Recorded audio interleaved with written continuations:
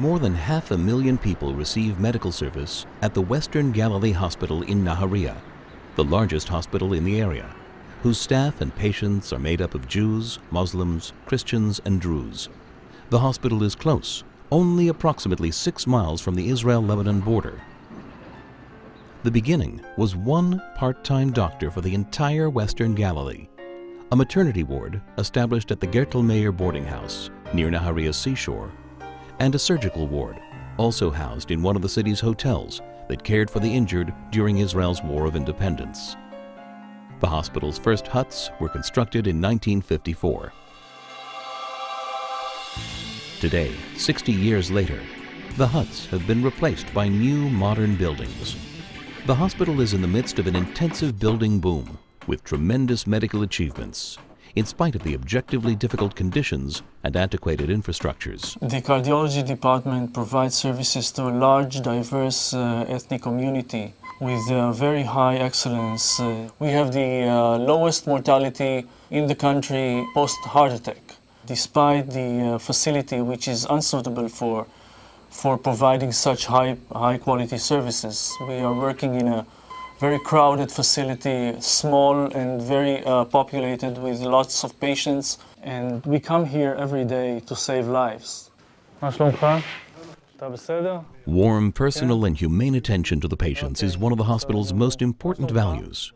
Nevertheless, warmth and empathy alone cannot overcome the severe overcrowding, difficult conditions, and the absence of spare parts for the outdated catheterization equipment.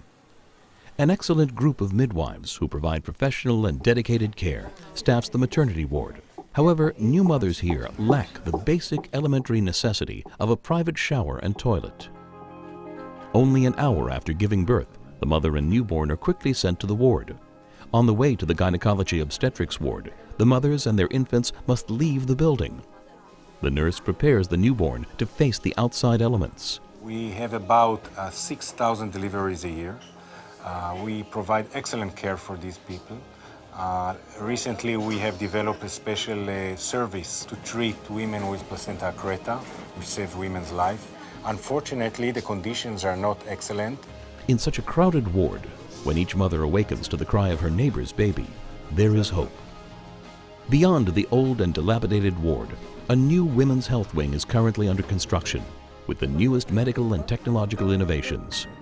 In general, the new wing will specialize in fertility problems, with a particular emphasis on in vitro fertilization. The wing will also contain centers for the treatment and care of women's cancer and high-risk pregnancies. Raya Strauss, president of the Friends of Western Galilee Hospital, has supported and assisted the hospital for years. She contributed to the Cardiac Institute and the Women's Health Wing, now celebrating the laying of its cornerstone, and was a major contributor to the development of the new research center and laboratories constructed at the new Galilee School of Medicine for students, many of whom will join the WGH staff of doctors. A significant source of pride and relief for employees and patients is the hospital's new bomb-proof department for emergency medicine, already at the ambulance entrance. Due to its proximity to the border, the hospital also has underground hospitalization wards capable of withstanding conventional attacks, and some are even adapted to withstand chemical and biological warfare.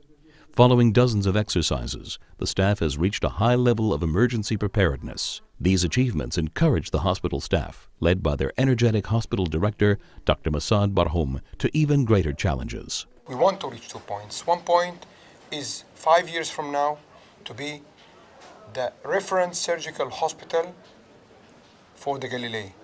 And the second point, 10 years from now, is to be the referent hospital for any discipline for the Galilee. And we are going to lead this hospital in the periphery, in the Galilee, to be the best hospital in Israel. I'm sure we'll do it. One of the hospital's primary tasks is also to serve on the front line of care for soldiers and civilians injured during combat hostilities. During the Second War in Lebanon, dozens of rockets and missiles struck the city of Naharyia on a daily basis. The bomb-proof emergency department and underground wards enabled the medical staff to treat their patients without additional risk. The hospital itself received a direct hit that caused no physical injuries, not because of luck, rather because the staff wisely evacuated their patients to the underground hospitalization ward, while continuing to receive wounded soldiers from the battlefield. You have to behave different than any other hospital in Israel. This hospital was the only hospital in Israel prepared for the Second Lebanon War. We were protected from missiles, so any new facility that we build above the ground, we should build facilities under the ground and connect all the facilities by tunnels. It's a burden of expenses on our shoulders, but we have to do it. As darkness approaches, the border looks closer than ever. Here there is a well-known saying that evil will come from the north. However, the desire for life is stronger than anything, and the nighttime sees new infants coming into the world, and with them, the hope for peace. It was a multicultural baby boom for an Israeli hospital this week. Jewish, Arab Christian, Muslim, and Druze mothers gave birth to 4 sets of twins in one day. The Jewish woman and Arab Christian gave birth to a girl and boy, while the Muslim and Jews had twin girls.